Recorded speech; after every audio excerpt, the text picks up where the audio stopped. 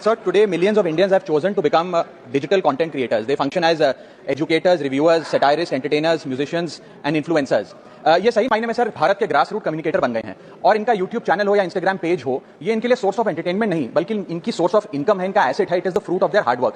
But एक चीज से ये सब परेशान है और उस मुद्दे को आज मैं सदन में उठाना चाहूंगा, that is the issue of fair use and arbitrary copyright strikes by digital platforms. Sir होता क्या है कि अगर एक कंटेंट क्रिएटर कुछ सेकंड, चंद सेकंड, 2-3 सेकंड के लिए कॉपीराइटेड कंटेंट को रीपर्पस करके कमेंट्री, क्रिटिसिज्म, पैरोडी, एजुकेशनल या न्यूज रिपोर्टिंग पर्पसेस के लिए यूज करता है, चाहे वो क्रेडिट देता हो, उसको इंसिडेंटली यूज करता हो, कॉपीराइट स्ट्राइक मारकर उसके जो उसकी यूट्यूब चैनल है, प्रॉपर्टी है या इंस्टाग्राम पेज है, उसे वाइप आउट कर दिया जाता है और उसकी सालों की मेहनत चंद मिनटों में समाप्त हो जाती है। Sir livelihoods must be decided by law and not by arbitrary algorithms.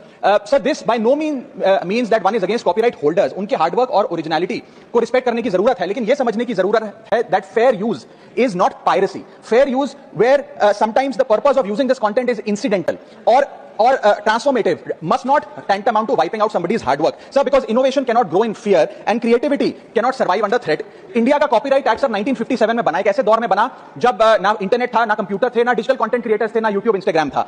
And this act lakhs the very definition of digital creators. ये फेयर डीलिंग की बात करता है, लेकिन फेयर डीलिंग की बात किताबों, मैगजीन और जर्नल के कॉन्टेक्स्ट में करता है, जो उस दौर की इंफॉर्मेशन डिसेमिनेशन के सोर्सेस थे, ना कि आज के दौर की। इसलिए मैं 3 मांगे आज सदन में लेकर आया हूं। मेरी पहली मांग है, amend the copyright act of 1957 and define digital fair use. परिभाषित करिए कि ट्रांसफॉर्मेटिव यूज क्या है, जैसे कि commentary, satire, critic, explanation.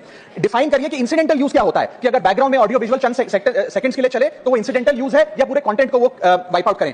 Proportionate use, educational use, public interest use and non commercial use की परिभाषा देने की आज आवश्यकता है। दूसरी मेरी मांग है sir, bring in the proportionality doctrine in copyright enforcement, कि बैकग्राउंड में मान लीजिए कुछ सेकंड के लिए कोई वीडियो और साउंड चला, उसका यह मतलब नहीं होना चाहिए कि कंटेंट क्रिएटर की सालों की मेहनत कुछ चंद सेकंड्स में समाप्त हो जाए। My third demand sir is that mandatory due process before take down. किसी का भी शिवाजी